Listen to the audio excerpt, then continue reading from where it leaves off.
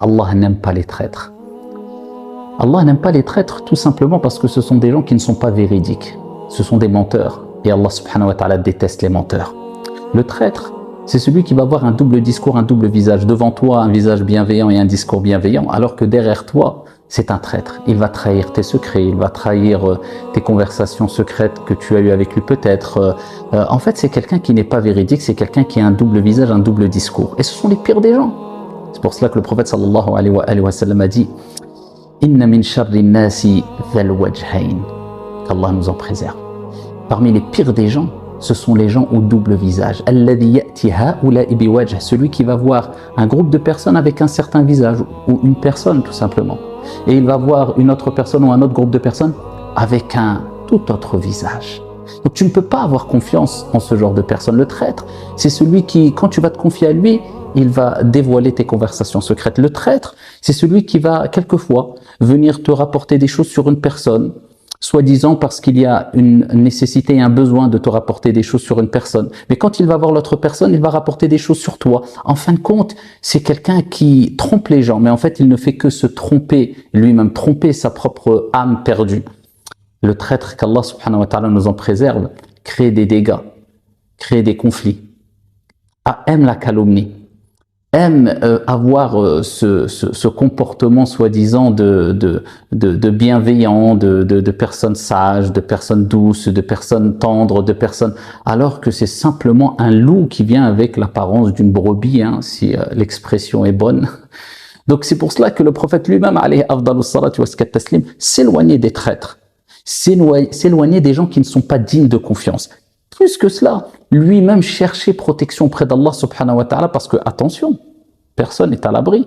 Donc ce message s'adresse à ceux qui sont dans la traîtrise pure et simple, sont dans ce comportement de double discours, double visage surtout.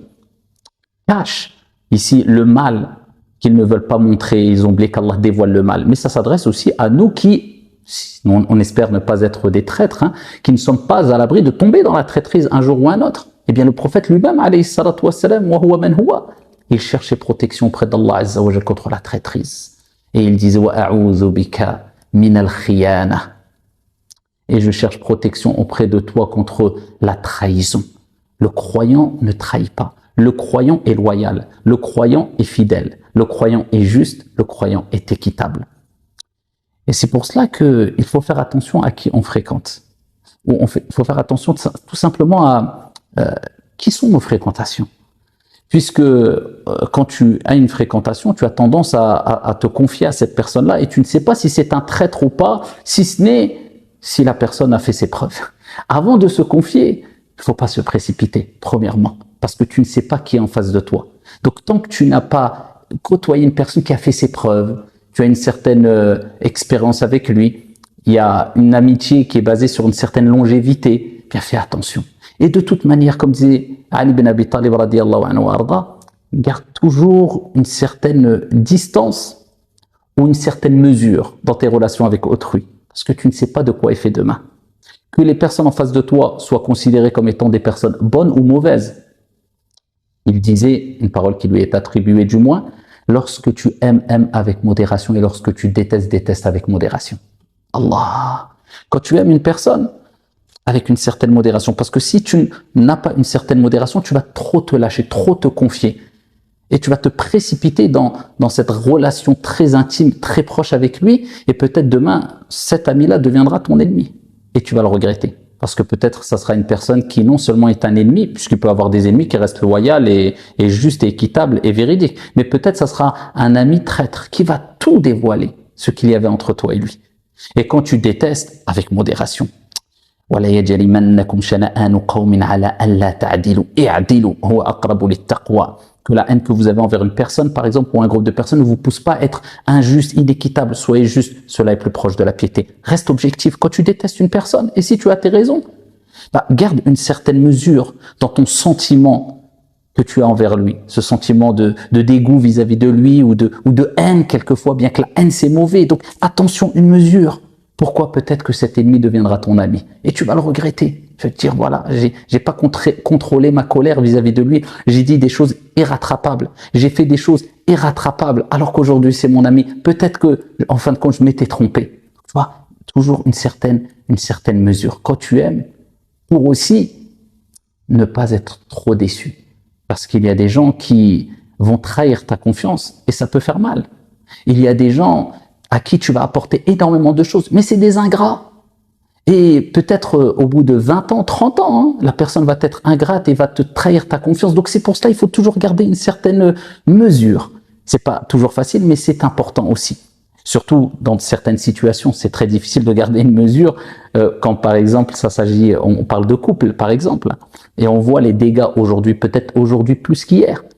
Des gens qui se sont aimés, rencontrés, pour l'amour d'Allah et de son prophète alayhi salatu wassalam, ont eu des enfants, et lorsqu'il y a divorce et séparation, c'est la catastrophe, la haute trahison. On ne s'en tient pas à répéter des faits qui se sont passés pour justifier le divorce au sein d'une famille avec des témoins ou avec des personnes qui interviennent pour réconcilier juste et équitable. Non, on dévoile les défauts de l'épouse et on dévoile les défauts de l'époux sans aucune limite. Pire que cela, on ment. Et on trahit les secrets, on trahit les conversations intimes qu'il y a eu, on trahit même les vocaux. Les vocaux, parce qu'il y a une bienséance à avoir quand on reçoit un message ou quand on reçoit un secret, mais certaines personnes ne comprennent pas cela peut-être. Et voilà, regarde le vocal que mon épouse m'avait envoyé ou mon époux, des photos, des vidéos, la yadhu billah. Inna Allah la yuhibbul kha'inin. Allah déteste, Allah n'aime pas ceux qui trahissent. Sois toujours juste et équitable et écarte-toi noblement des gens qui te trahissent. Ne réponds jamais au mal par le mal.